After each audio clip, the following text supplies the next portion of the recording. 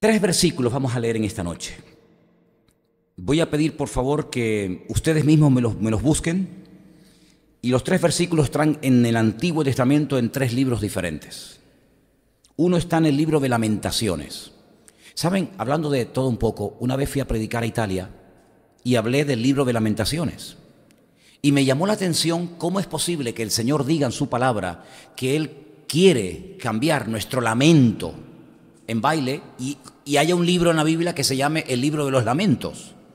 Entonces comencé a informarme y es que ese nombre que nosotros le damos al libro de Lamentaciones no se llama en hebreo Lamentaciones, sino que como son lamentos por la destrucción de Jerusalén y por todas las tragedias que han venido, se le llamó así, pero generalmente, no siempre, pero generalmente a muchos libros de la Biblia se le da el nombre de la primera palabra importante de la primera frase del primer versículo. Por ejemplo, la primera palabra del libro del Génesis es Bereshit y se le llama a ese primer libro pues así, Bereshit, y así sucesivamente, ¿no? Y el libro de Lamentaciones empieza con la expresión ¿cómo? ¿Verdad? ¿Cómo ha quedado desolada la hermosa, la ciudad de Jerusalén, la que tantos amantes tuvo y después toda la abandonaron y la traicionaron? Pues ese libro se llama en hebreo ¿cómo? ¿Sí? ¿Cómo? No como el lago Como de Italia, sino como esa expresión, ¿no? Esa admiración ¿cómo? ¿Verdad? Vamos a ir al libro de ¿cómo? Al libro de Lamentaciones, capítulo 3, verso 37. Como es un libro que no se lee mucho, te voy a dar tiempito para que lo busque alguien y cuando lo tenga me indicas. El segundo versículo que vamos a leer está en Isaías 45, versículo 7. Repito, Isaías 45, versículo 7. Y el tercer versículo está en un libro de un profeta menor llamado Amós, capítulo 3, versículo 6. Voy a volver a repetir los tres textos, para los que toman nota y para los que todavía no lo han encontrado. Lamentaciones 3:37, Isaías 45, 7 y Amós, capítulo 3, versículo 6. Vamos a empezar con el libro de Lamentaciones y quiero que alguien en alta voz, y cuando digo alta voz, que sea alta voz para que los que están en casa puedan escuchar tu voz allí en internet. Lamentaciones 3:37, ¿alguien me lo puede leer fuerte y claro, por favor? ¿Quién lo tiene? Hermana Dominga, ¿lo tiene usted? Venga, adelante.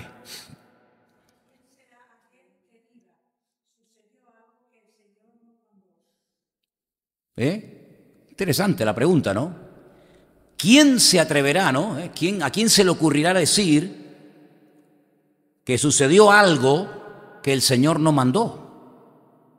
Como si aquí la creación o los ángeles o los seres humanos o los demonios pudieran hacer lo que le da la gana sin pedirle permiso a nadie, ni siquiera al mismísimo Creador. ¿Quién se atreverá a decir, bueno, esto ha ocurrido, pero Dios no tiene nada que ver con este tema?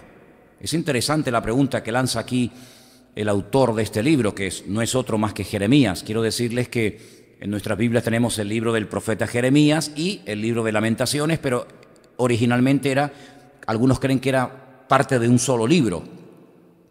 Versículo 38 dice, de la boca del Altísimo no sale lo bueno o lo malo y lo bueno. Nosotros tenemos un concepto a veces muy equivocado de lo que es bueno y de lo que es malo. Puede ser que lo que nosotros llamamos bueno, Dios diga, de bueno nada, eso es malo. Y puede ser que lo que nosotros decimos, no, eso es malo, Dios diga, no, eso es bueno. No te olvides que estamos en la época, el domingo vamos a hablar creo que de un tema muy interesante en qué época de la historia, ¿cómo se llama esta época? Nosotros no vivimos en la época del Renacimiento, una época extraordinaria de la historia de la humanidad. Lean el Renacimiento. Yo cuando estaba en el ejército, como pasaba tantas horas sin hacer nada a veces, pues me empecé a leer y a leer libros y me leí en una semana un montón de cosas sobre el Renacimiento y es una época de la historia impresionante, pero tremenda. La cantidad de cosas que se descubrieron, los adelantos, una explosión de conocimiento a nivel mundial, bueno, viajes, etcétera, etcétera, pero no estamos en esa época. Nosotros no estamos en plena Edad Media. La Edad Media duró 1000 años. Una época tenebrosa, sucia, de ignorancia, terrible, pero nosotros no conocimos esa época. ¿En qué época? ¿Cómo se llama la época en la que estamos nosotros ahora? No estamos en la época del racionalismo, que hubo una época, un siglo que se llamó la era del racionalismo, ¿no? Ahora nuestra época se llama el posmodernismo, ya ni siquiera estamos en el modernismo. No, eso ya pasó la historia, ahora estamos en el posmodernismo. ¿Y cuáles son las características? Se van a quedar asombrados. Se van a quedar asombrados las características de esta época, cómo se están dando todas de una forma increíble, y todas ellas basadas, por supuesto, en la palabra de Dios, ¿no? Entonces estamos en una época en donde a lo bueno nos lo están presentando como si fuera malo, terriblemente malo. Y cosas malas, desde siempre, prohibidas incluso en la palabra de Dios, pues nos dicen, no, de malo nada, esto es bueno, no pasa nada. Porque el pecado mortal de la Biblia, ustedes saben cuál es, ¿verdad? Pero el pecado mortal en esta era de posmodernismo, ¿cuál es? ¿Cuál es el pecado que la sociedad no perdona? Lo que ellos llaman la intolerancia. En el momento en el que tú llevas la contraria, o en el momento en el que tú te defines, te decantas y dices, no, eso no es así, por esto, automáticamente eres un intolerante y ya, amigos, se te cierran todas las puertas habidas y por haber. Incluso hay personas que han perdido sus puestos de trabajo y el respeto y el apoyo de la gente porque eres un intolerante. No te adaptas a los tiempos. Tremendo, ¿no? En vez de los tiempos adaptarse a nosotros, es el hombre el que tiene que adaptarse a los tiempos. ¿Por qué se lamenta el hombre viviente? Laméntese el hombre en su pecado. Si de alguna cosa tienes que lamentarte, lamentate de tu pecado, de tu condición miserable de pecador. Escudriñemos nuestros caminos. Este versículo es buenísimo. Versículo 40. Escudriñemos nuestros caminos y busquemos y volvámonos a Dios. Levantemos nuestros corazones y manos a Dios en los cielos. Oye, qué letra de una canción hay aquí, Madre mía, que hay una letra para una canción espectacular, Nosotros nos hemos rebelado, fuimos desleales y tú no perdonaste. ¿Pero de qué época estamos hablando? ¿Esto qué es, el periódico de hoy? ¿Esto es un artículo que se ha publicado hoy en El País, en el ABC o en algún periódico de hoy? ¿Esto cuándo se escribió? Esto es de la época de Jeremías. Esto es siglos antes de Cristo. Pues parece que está describiendo nuestro tiempo. Desplegaste la ira y nos perseguiste, mataste y no perdonaste. Te cubriste de nube para que no pasase la oración nuestra. Dios mismo diciendo, ni las oraciones van a llegar a mi presencia. Tremendo, ¿no? Nos volviste en oprobio y abominación en medio de los pueblos. Todos nuestros enemigos abrieron contra nosotros su boca. Temor y lazo fueron para nosotros asolamiento y quebranto. Ríos de agua echan mis ojos por el quebrantamiento de la hija de mi pueblo. Y lees el resto del libro y dice, madre mía, este hombre está destrozado. Y mira que lo advirtió, Venía en el barco en estos días. La ida para allá se me hizo muy corta, aunque el barco se movió. Yo no sé cómo fue la tormenta de los tiempos de Jonás, no fue tanto, ¿no? Pero para allá el barquito se movió. Para acá no, para acá el barco vino muy tranquilo y me dio tiempo para estar leyendo. Y venía leyendo al profeta Jeremías, y creo que ya lo dije en una ocasión, seguro que sí. Pero 40 años se pegó Jeremías, diciendo, si no se arrepienten, si no van a dejar de pecar y no van a cambiar, lo mejor que pueden hacer, fíjate lo que les proponía, era rendirse, abrir la puerta de la ciudad de Jerusalén, entregarse al enemigo, porque esta batalla no la vais a poder ganar, porque no tenéis el apoyo de Dios. Claro, el rey Sedequías, que era el que en aquel momento estaba reinando sobre la casa de Judá, decía, pero qué disparate nos estás diciendo, ¿cómo que nos vamos a rendir al enemigo? Tendremos que pelear contra el enemigo. Y Jeremías le decía, claro, tenemos que pelear contra el enemigo cuando sabemos que Dios nos respalda y nos apoya. Pero ¿cómo vamos a ir a una guerra sin Dios? Estamos locos. Y como en esta guerra Dios no nos va a apoyar porque estáis en desorden, estáis en pecado, estáis en el peor momento de vuestra historia como país, ríndanse y así podrán salvar la vida. Y a ti, Sedequías, yo te digo que no tengas miedo del rey de Babilonia, de Nabucodonosor, porque te va a perdonar la vida. Hombre, te va a llevar cautivo a su tierra, eso está más claro que el agua, pero no va a matar a tus hijos, no va a violar a tus mujeres, no te va a hacer daño a ti. No había manera. Lo metieron hasta en la cárcel, en pozos vacíos, pero que estaban llenos de barro, y allí lo metían, y el hombre quedaba como clavado en aquel pozo, de tal manera que cuando quisieron sacarlo, dice que tuvieron que ponerle trapos debajo de los sobacos para que al tirar de él no lo partieran, ¿verdad? Y dice que a escondidas, de noche, el rey llamaba al profeta Jeremías y le decía, no le digas a nadie que te he llamado, ¿eh?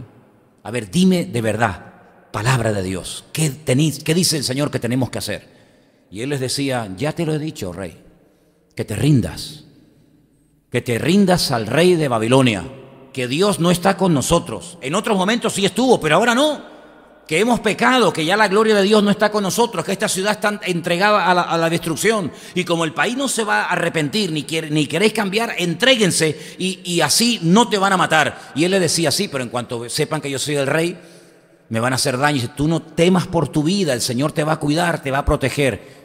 Lo volvían otra vez a meter en la cárcel a pan y agua. Y llegó, lamentablemente, la destrucción. ¿Quién permitió que el templo de Jerusalén fuera destruido? ¿Quién permitió aquello? Dios. ¿Quién permitió que las murallas de Jericó, la muralla de Jerusalén se derrumbaran? Dios. ¿Quién le permitió al rey Nabucodonosor, rey pagano, idólatra, etcétera, etcétera, que destruyera y matara a miles y a miles y a miles de personas en Jerusalén? Dios. ¿Quién le permitió al rey Nabucodonosor y a su capitán Nabuspasarán, creo que se llamaba así, que llevara a miles de personas a Babilonia, entre ellos los jóvenes que hablamos antes, en la canción que cantamos, y incluido Daniel? ¿Quién permitió toda aquella masacre? Dios, ¿sí o no? Porque dice aquí, lo hemos leído esta noche, ¿quién será aquel que diga que algo sucedió y que Dios no lo mandó? A Sedequías se escapó de noche. Hay una cueva en Jerusalén por la cual él huyó y se fue hasta el desierto, y en Jericó dice que lo atraparon, le arrancaron los ojos y se lo llevaron encadenado a Babilonia, y allí murió después de haber matado a sus hijos y violado a las mujeres, etcétera, etcétera. ¿Te das cuenta las tragedias que se podían haber evitado?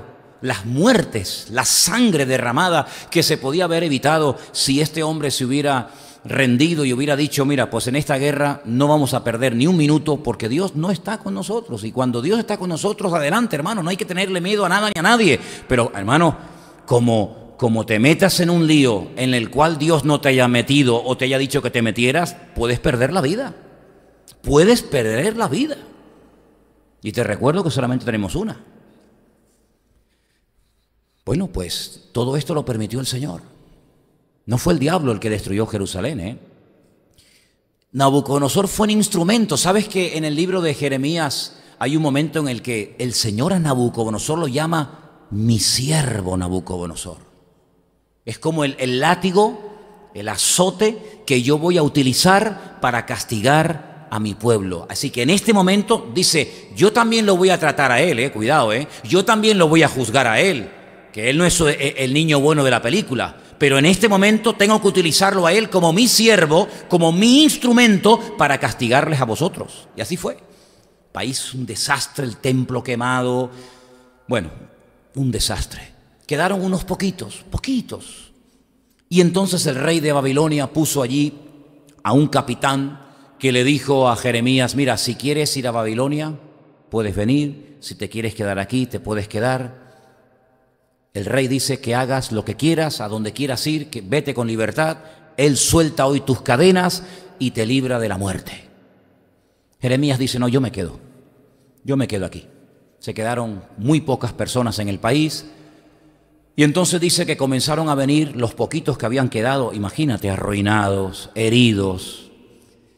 Se reunieron con el profeta Jeremías y le dijeron, hemos visto el desastre profetizado por ti durante 40 años que se ha cumplido literalmente al pie de la letra, y lo que queremos pedirte es que ores por nosotros. Queremos que consultes al Señor. Todo esto lo leía en este viaje que he hecho en estos días, ha sido un tiempo extraordinario, ¿no? Queremos que consultes, que hables con el Señor y que le digas: háblame, Señor, para que este pueblo sepa lo que ahora tiene que hacer. Ya no tenemos casas, ni fincas, ni tenemos futuro, ni presente, no tenemos nada. Y lo que el Señor te diga, lo obedeceremos y cumpliremos con la palabra del Señor. Muy bien. Jeremías se va a orar y se pega 10 días. 10 días. A mí me hace gracia cuando hay gente que dice: no, es que Dios me dijo, es que Dios me dijo. Dios te dijo. Y estos hombres de Dios se tenían que pegar a veces semanas esperando en la presencia del Señor, y tú descuelgas el teléfono y ya Dios te dice: hola, ¿qué tal? Buenos días. Una cosa increíble, ¿no? A los 10 días viene Jeremías, reúne a todos y dice: tengo palabra del Señor para todos ustedes. Bueno, gloria a Dios, por fin, ahora sabemos lo que vamos a hacer.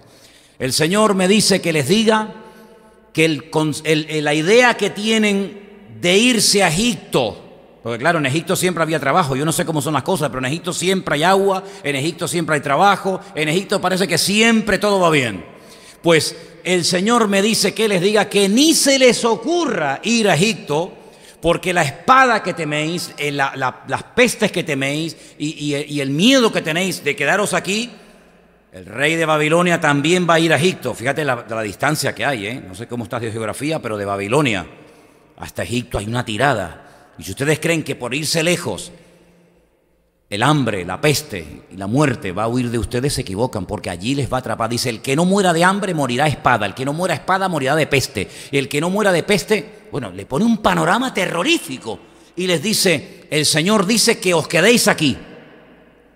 Es un disparate, pero si el Señor lo dice, pues gloria a Dios, que nos quedemos aquí, porque aquí el Señor nos bendecirá y vamos a poder levantar el país. Y bueno, y aunque esto pinta muy feo, pues el Señor nos dice que no temamos y que aquí vamos a ser bendecidos y tal y cual. Termina la exposición del profeta Jeremías. La respuesta del pueblo fue: gloria a Dios, qué bueno, por fin sabemos lo que tenemos que hacer, ¿sí? Cuando yo leí aquello, yo digo: Dios mío, pero esto, ¿cómo puede ser esto, Señor? Y le dijeron: eso es mentira. Así: a ti Dios no te ha hablado nada. Eso no es palabra de Dios, esto lo estás inventando tú. Y le obligaron a Jeremías a ir con ellos cautivo a Egipto. Y claro, se cumplió la palabra. Cuando llegaron a Egipto, al año de estar en Egipto, llegó Nabucodonosor, arrasó con Egipto, destruyó con todo, y se cumplió la palabra del Señor. ¿Qué te parece? ¿Quién es el que permitía estas matanzas, estas guerras, estos ataques? No era la ira de Dios, no eran los justos juicios de Dios los que se estaban manifestando en aquel momento de la historia, ¿sí o no? No te quepa la menor duda. Y si Dios tiene que utilizar a Nabucodonosor, lo usa. Y si tiene que utilizar a Herodes, lo usa. ¿Para qué? Hombre, porque hay una palabra que decía que muchos niños inocentes morirían en la época del nacimiento del Mesías. Y bueno, pues tendremos que utilizar a este desgraciado, a este Herodes. Y no hay momentos en los que Dios utilizó al faraón para lo bueno y para torturarlos. Y no hay momentos en los que Dios utilizó a reyes como Ciro para que después volvieran a reconstruir el templo de Jerusalén. ¿Te das cuenta cómo Dios tiene todo bajo su control? Y Él usa, hermano, lo que haga falta. Lo que haga falta. Un hombre, una nube, un rayo, el sol, un perro o lo que sea. Porque Dios tiene todo bajo su control. Y aquí hemos leído esta noche un texto que dice que a quién se le puede ocurrir decir que algo ocurre sin el permiso de Dios. Tremendo el versículo, ¿sí o no? Vamos al segundo. Isaías 45, versículo 7. ¿Quién lo va a leer, por favor? Beatriz, ¿lo tienes? Venga.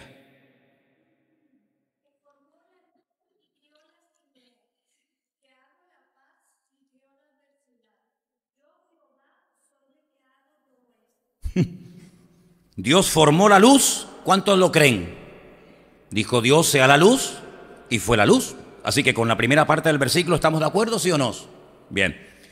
Creó las tinieblas, ausencia de luz, tinieblas. Hago la paz, sí o no. Pero en la segunda parte, ¿crees? Y creo la adversidad. Hombre, en lo de la paz sí, pero la adversidad será el otro, ¿no? Será el diablo, ¿no? No, eso no dice el versículo. La Biblia dice que yo formo la luz y creo las tinieblas, que hago la paz y creo la adversidad. Yo soy el Señor el que hago todo esto. Cuando tú comiences a conocer más del Señor, te vas a dar cuenta de que Dios puede hacer mucho más de lo que tú te puedas imaginar. Hay gente que tiene un concepto muy particular de Dios y dice, bueno, eso Dios no lo puede hacer. Mira, Dios puede hacer eso y 1000 veces más. Eso y 1000 veces más. ¿Cuántas veces yo he dicho desde este mismo púlpito, quién mandó el diluvio a la humanidad? ¿Quién mandó el diluvio? ¿Quién le dio orden a las aguas de abajo que subieran y a las de arriba que bajaran? ¿Quién fue el que advirtió a través de la boca de Noé que iba a venir un diluvio? ¿Y quién fue el que después mandó el diluvio? ¿Quién fue? Porque yo no veo al diablo por ninguna parte. Yo veo en todo momento a Dios diciendo, voy a hacer esto, esto y esto si no hay un cambio, si no hay una conversión genuina. ¿Y pasó o no pasó? Hombre, ¿cuántos murieron en el diluvio? ¿10? ¿50? Bueno, nadie sabe exactamente la cifra, pero yo creo que miles.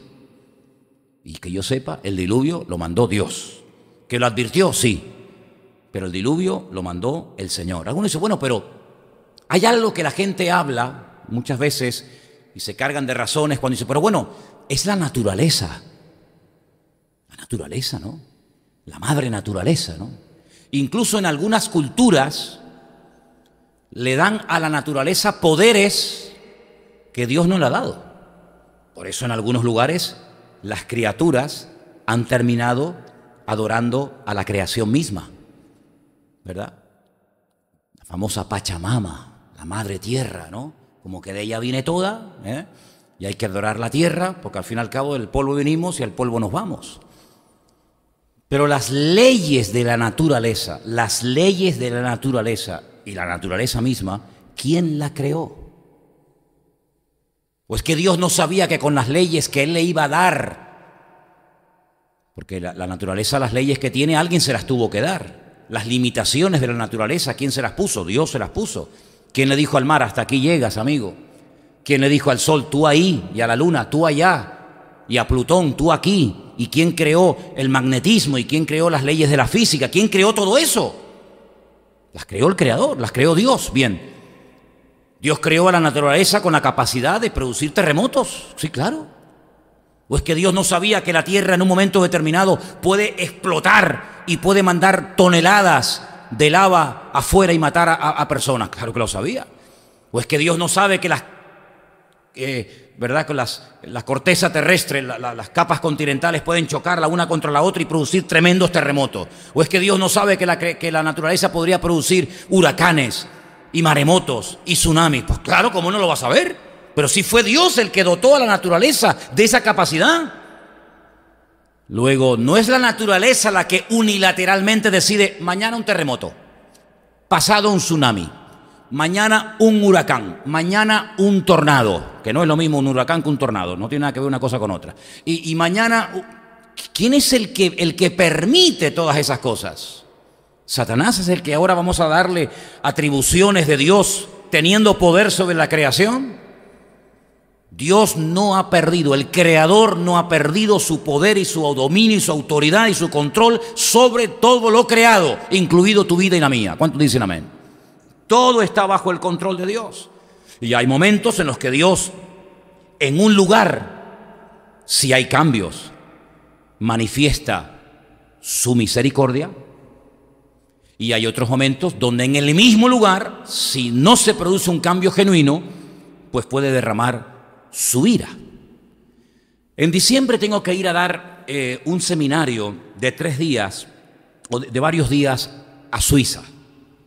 Y me han pedido algo que yo nunca me lo han pedido así. Me han pedido que durante todo un día sábado, por la mañana y por la tarde, dé un estudio sobre todos los profetas mayores y menores del Antiguo Testamento.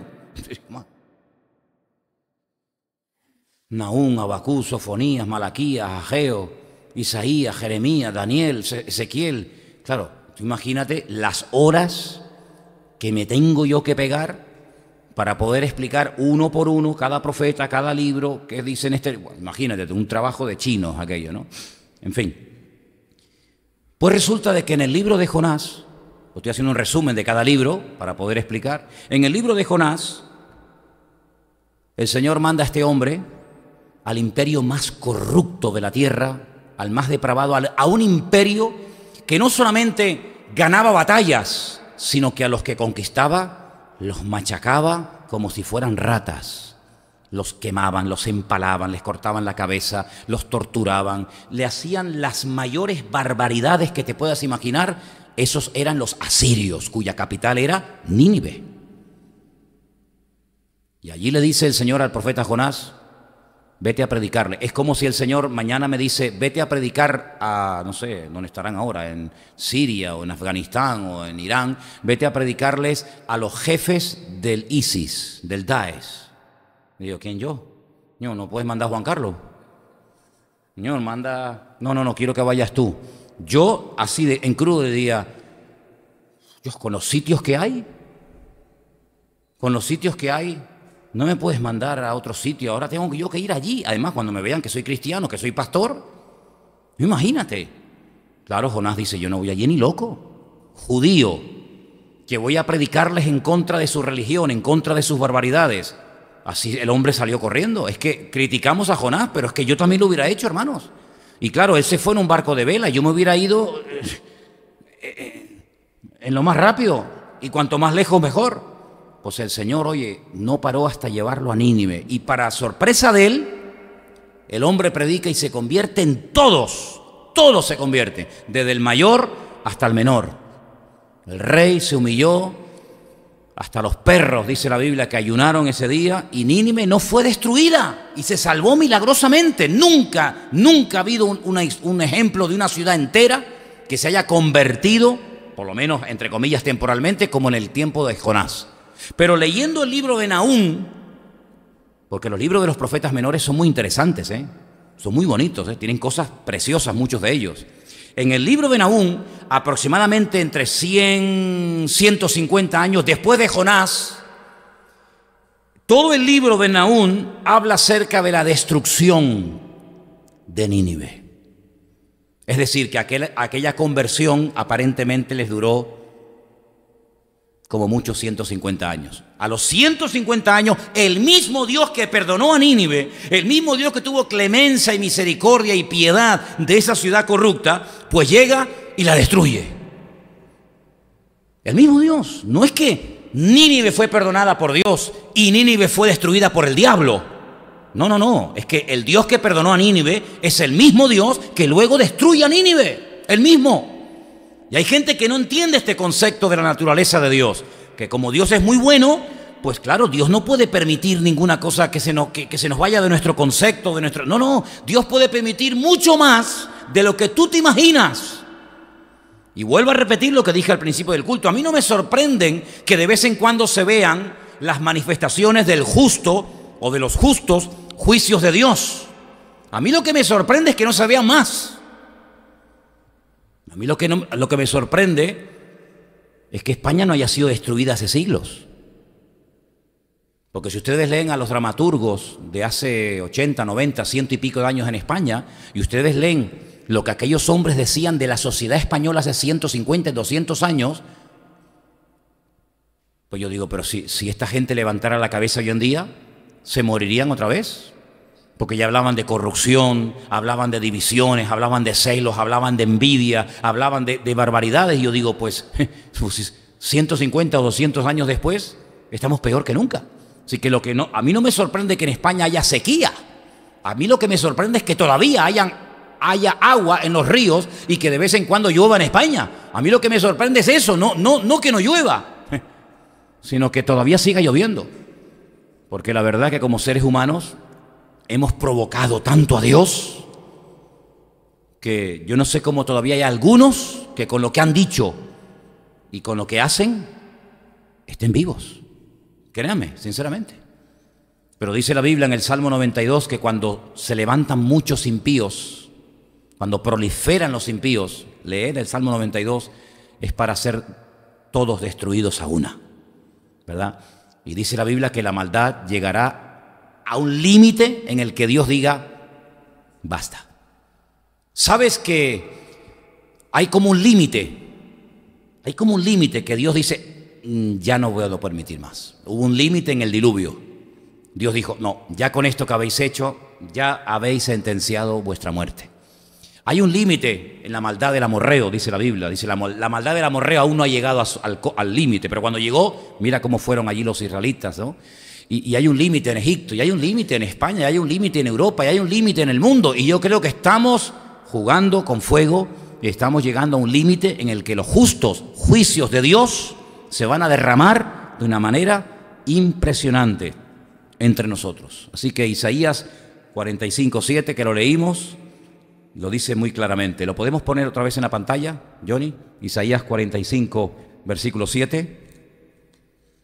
El que formó la luz y creó las tinieblas, el que hizo la paz y crea la adversidad, y dice, yo soy el Señor el que hago todo esto. Pero hay uno más, y dijimos que era el de Amós, capítulo 3, versículo 6.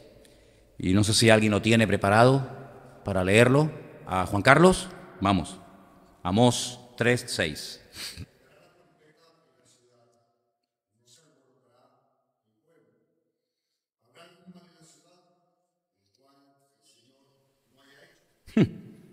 ¿Qué preguntas tan interesantes? ¿Qué responderías tú ante estas preguntas?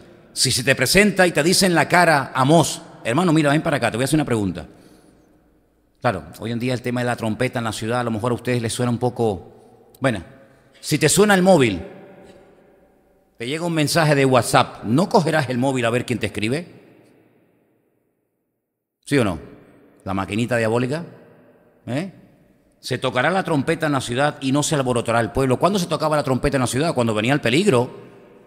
Oye, prepárense que viene el enemigo. La atalaya estaba allí y decía, oye, ustedes no lo ven, pero que yo estoy más alto que ustedes y viene una multitud que vienen a por nosotros. Y el tío tocaba la trompeta y la ciudad se alborotaba. Venga, unos por aquí, unos por allá. Cogían las armas y tal. ¿Habrá algún mal? No dice algún bien. No, dice algún mal. Es como la pregunta de qué es más fácil o qué es más difícil, decirle a ti te perdono tus pecados o levántate, toma tu lecho y anda. ¿Qué dice ese versículo? ¿Qué es más fácil o qué es más difícil? ¿Te acuerdas lo que estoy hablando? ¿Qué es más fácil, decirle al paralítico o qué es más difícil? Piensa, no es lo mismo. Bueno, pues aquí no dice, ¿habrá algún bien? No, ¿habrá algún mal en la ciudad el cual Dios no haya hecho? Porque no hará nada el Señor sin que revele su secreto a sus siervos los profetas. Si el león ruge, ¿quién no temerá? Si habla el Señor, ¿quién no profetizará? Por eso, el mismo Señor Jesucristo, que fue el mejor profeta de todos los tiempos, cosas que Él dijo hace 2000 años, hoy en día vemos que en nuestra sociedad, en esta era de posmodernismo, que analizaremos el domingo, Dios mediante, para nosotros son cosas normales, guerras y rumores de guerras. Ustedes dirán, pero hermano, siempre hubo guerras, la Biblia está llena de guerras. El otro día hablando con Esperanza me decía, uy, yo estoy leyendo el Antiguo Testamento y casi ya me salpica hasta la sangre, ¿no? Porque hay sangre por todos los lados. Cuando no son con los filisteos, son con los edomitas. Cuando no con los edomitas, siempre hay batallas por todos lados, y es verdad. Un día se me ocurrió, no lo he hecho, pero un día se me ocurrió decir, voy a ir sumando las cifras de muertos que de vez en cuando la Biblia dice. No siempre lo dice, pero hay momentos que dice, y murieron 45.000, a punto, ¿no?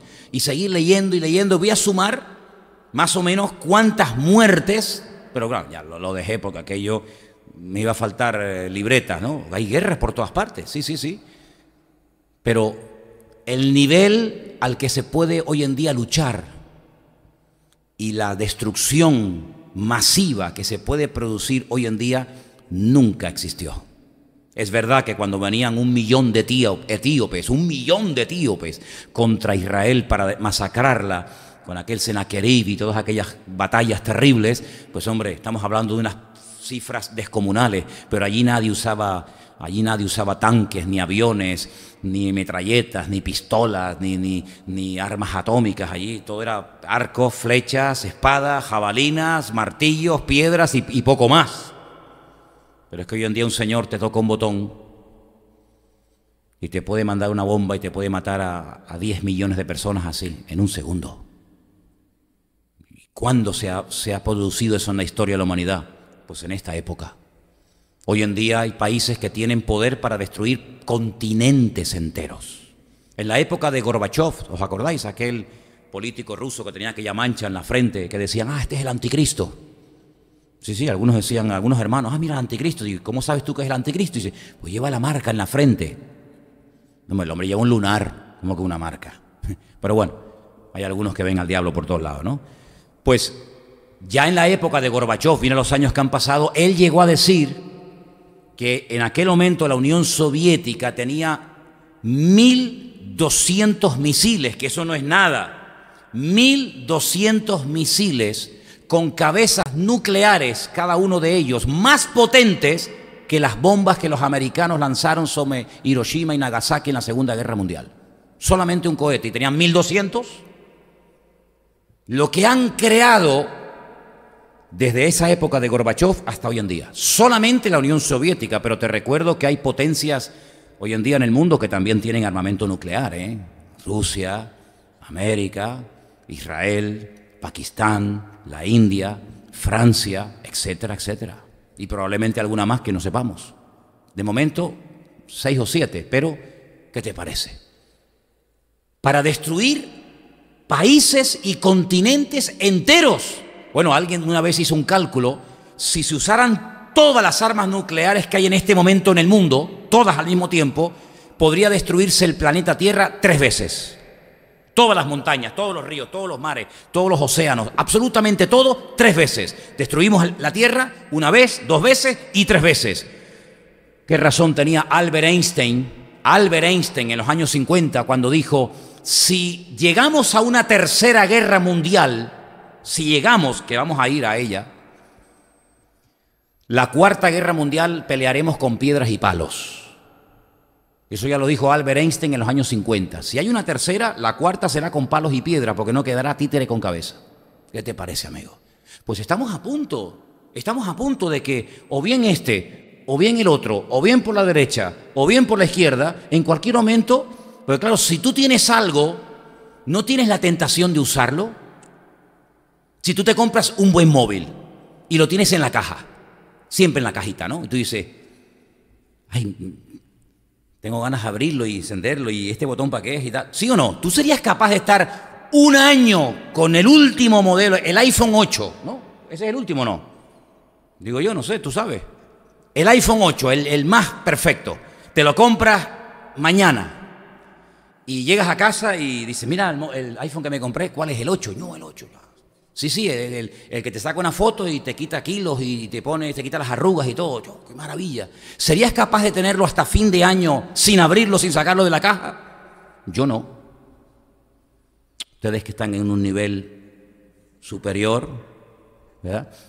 Comprarte un coche, una moto, no sé, algo, ropa, zapatos, lo que sea, y decir, en los próximos 5 años no lo voy a usar.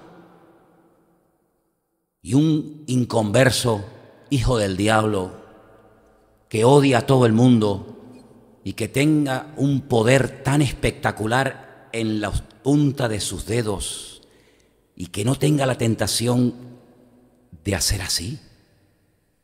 Es mucha tentación, hermanos. Es mucha la tentación. Pero si ante un fruto, seres perfectos y puros, santos, fueron incapaces de decir no ante un fruto, me da igual si era pera, manzana, melocotón o aguacate, me da igual, en su perfección más absoluta, cuando el hombre nunca iba a tener ese nivel de santidad y de comunión con Dios, fueron incapaces de no decir, dame un poco, en este tiempo de corrupción, de pecado, donde el diablo está por ahí dando vueltas, y que yo en la punta de mi dedo pueda destruir a mi enemigo y no caer nunca en esa tentación, no me lo creo. No me lo creo. ¿Por qué no ha sucedido? Por una sola razón. Por una sola razón. ¿Sabéis cuál es? Porque Dios, de momento, no lo ha permitido. Con los millones de musulmanes que tenemos viviendo en Europa y en España, no hay cientos, no digo miles, no hay cientos, no hay docenas en Europa que les encantaría destruir a infieles con bombas, con lo que sea. ¿Por qué no sucede más? por la misericordia de Dios. Lo que se podía haber producido en Barcelona, hermanos, no somos conscientes, porque no sucedió, gracias al Señor, de lo que podía haber ocurrido. 3 furgonetas cargadas con cientos de kilos de dinamita o de polvo, lo que sea, y docenas y docenas de bombonas de gas. Hermano, eso hubiera sido una masacre y probablemente estaríamos hablando de miles de personas y de centenares de edificios destruidos en una ciudad como Barcelona. ¿Por qué no ocurrió? Por la misericordia de Dios. Así que no me sorprende que no ocurra, o que ocurra. Lo que me sorprende es que no haya más casos como esos. Yo veo todos los días la misericordia de Dios, porque raro es el día que o en Bélgica, yo voy para allá ahora, o en París, o en Ceuta y Melilla, que está aquí al lado, o en Madrid, o en Barcelona, no cogen a chavales que ya están preparados, ya a punto de inmolarse, pero todos los días. ¿Y por qué no hay más atentados? ¿Y por qué no hay más muertes? Íbamos navegando en el barco y iba hablando con unas personas y decíamos, cuando nos montamos para allá, para acá no, para acá sí nos controlaron los perros, la Guardia Civil y tal, pero cuando íbamos para allá, yo salía a las 6:30 de la mañana de aquí del puerto, rumbo a Huelva. No nos revisó nadie.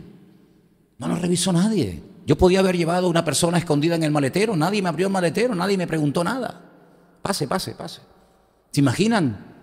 Una célula yihadista en un barco en alta mar. Cortan la radio, cortan las transmisiones, se lían a tiros. Hasta que llega alguien allí a salvarnos en alta mar. Aquello puede ser una carnicería. ¿Por qué no ocurren esas cosas? La misericordia de Dios. En estadios, en colegios, en universidades, en centros comerciales, en iglesias evangélicas.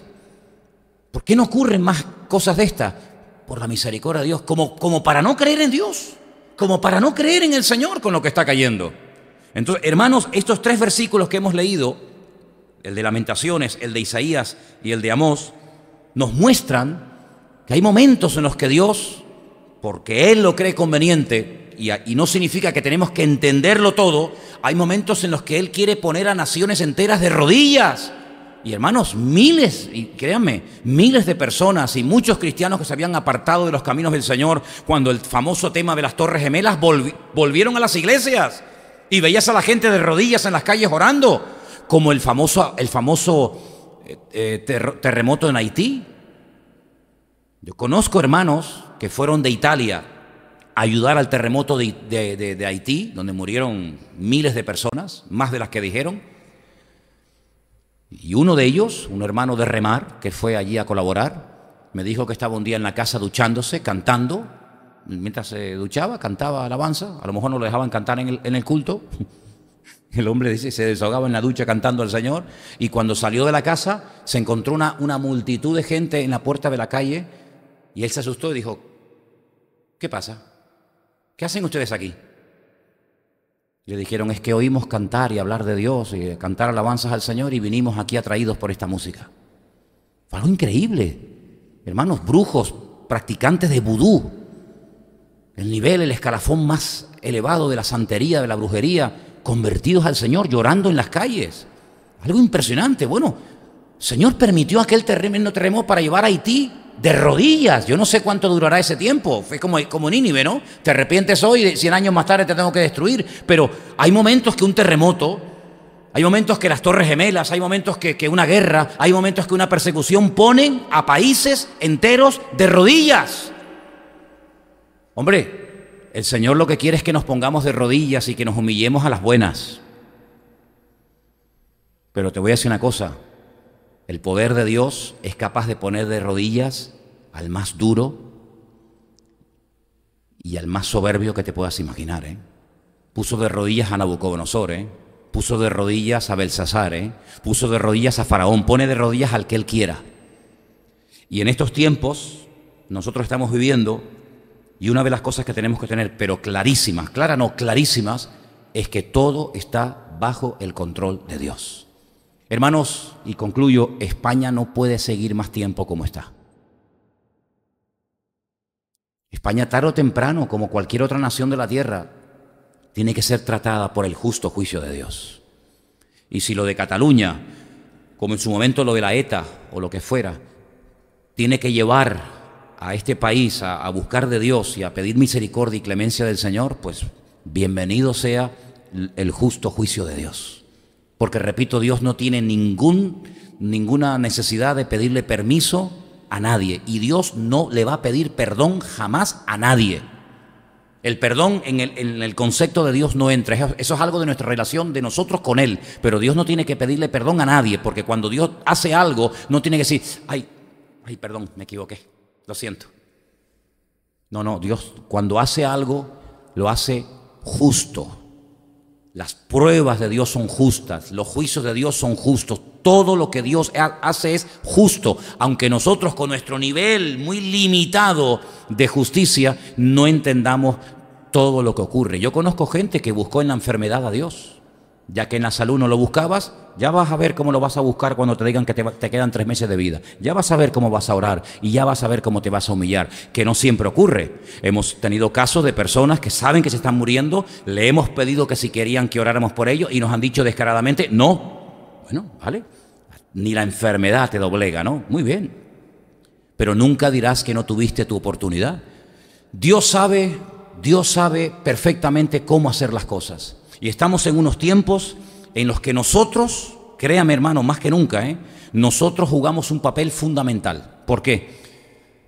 Porque nosotros tenemos una palabra profética segura y es la única esperanza que le queda al ser humano, que es el Evangelio de nuestro Señor Jesucristo.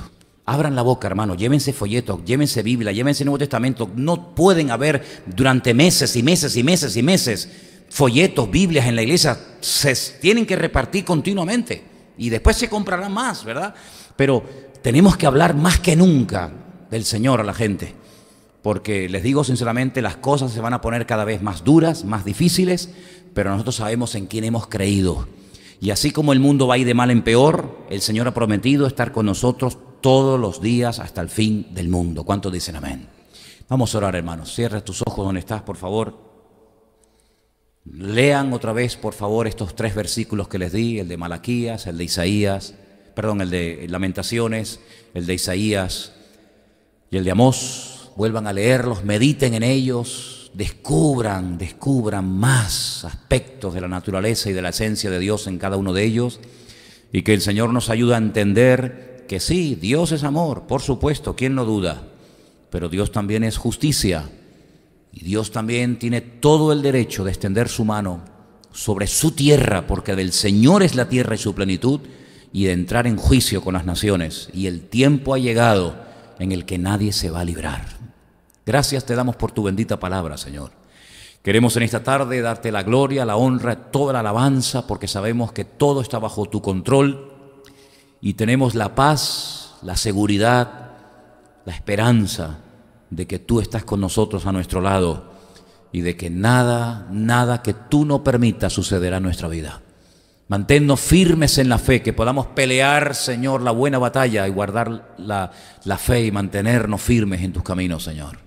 Y ayúdanos a todos y a cada uno de nosotros a aprovechar bien el tiempo, porque los días son malos y se acortan, y que podamos ser luz, y que podamos tocar la trompeta y anunciarle al mundo lo que viene, porque si no lo hacemos nosotros, nadie lo hará por nosotros.